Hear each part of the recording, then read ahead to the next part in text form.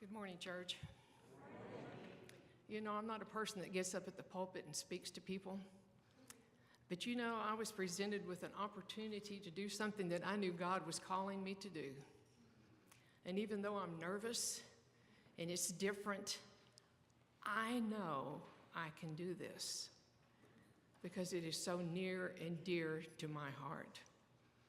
We are usually presented before the offering with our different outreaches and things that we do in this church.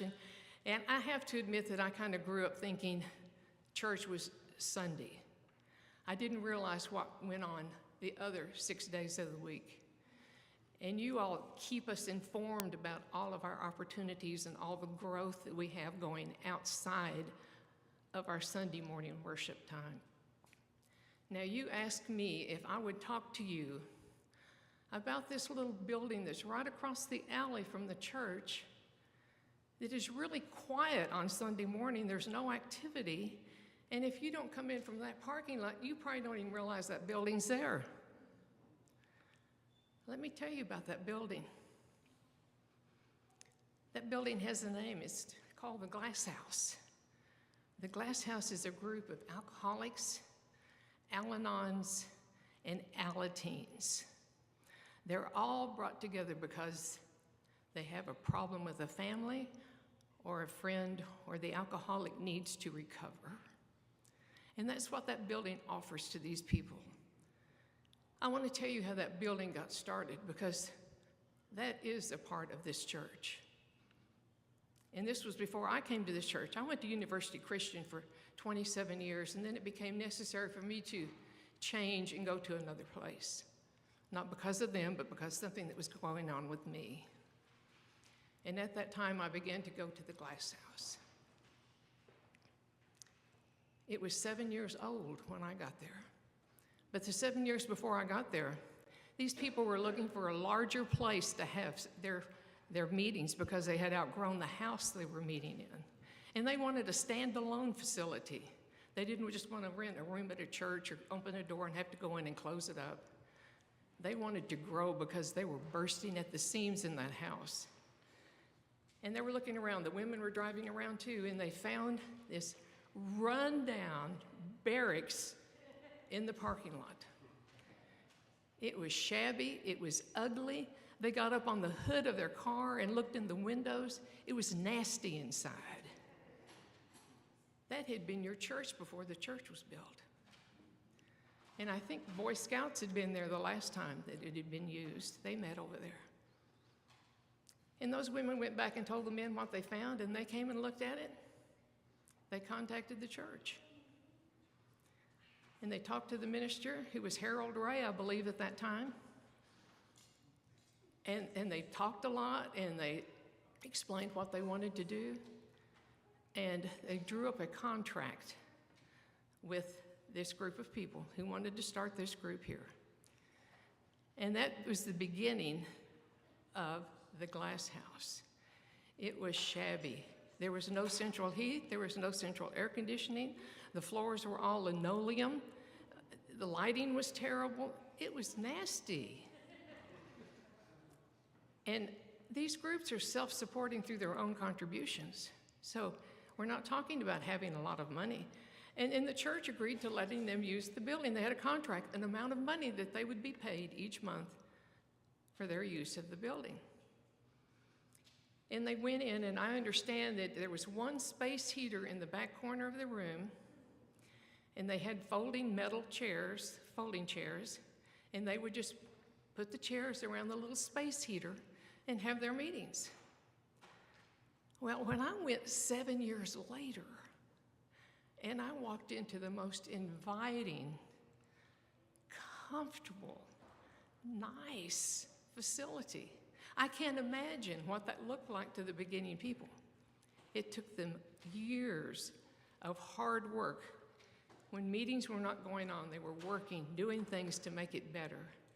When I walked in, I saw a place that had carpet all over the floors.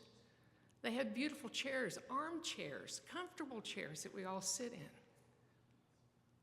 They have nice lighting. They've cleaned up the kitchen, the restrooms. everything is nice and comfortable and inviting to all the people that come in there every single day. There are meetings going on throughout that building all day long, but not on Sunday morning. That was part of the contract. You're not going to have meetings while we're having church. And I agree with that. And I became a part of that because, I wanted to tell you this too. Spirituality was what they wanted the Glass House to be all about. And that's what has changed me. I've been a member of the Glass House now for 34 years. The same number of years I've been a member of this church for 34 years. And I chose this church because Neil and LaVonda Pointer were at this church. And they had been at our church in Odessa when I was a senior in high school. And I wanted to be reunited with them. And what a blessing this church has been to me all of these years. Now, Al-Anon, the group I belong to, is for families and friends of alcoholics. And if you've ever known an alcoholic, that means there are a lot of other people that they've affected. Not just their drinking that they do, but all the family members and friends, they're affected by it too. And so I was looking for recovery for me. And that's what I found. I found a relationship with my higher power that I never knew I could have. We work the same 12 steps in Al-Anon that the alcoholics do in AA. The same steps that the Alateens work. It's an amazing program where it's just led by us.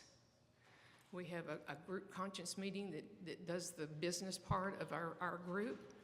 We have to have that, but it's all volunteers. We don't have professionals. We don't hire bookkeepers. We take care of everything ourselves. And that relationship with this church has grown over the years. We have grown so much that every June the 10th, when we have our anniversary, we celebrated 41 years this past June. That when we have our special speakers that come in for 2 days, the church opens the doors and lets us come here for our speaker meetings, Saturday night and Friday nights. I've talked to Russ about this, and I know that he and all the ministers previously have had this ongoing relationship with certain people in the church, here and over there, that they know what's going on, and they're informed when they're going to do something to the building, because they have redone that building. It has new windows, it has new ceiling tiles. They've put, the last thing, when they put the siding on that shabby old building, and it looks nice today, and they put a little skirt around the bottom because we got little critters under the building that made noises during the meeting. So we decided we need to put a little skirt around the building to stop all of that.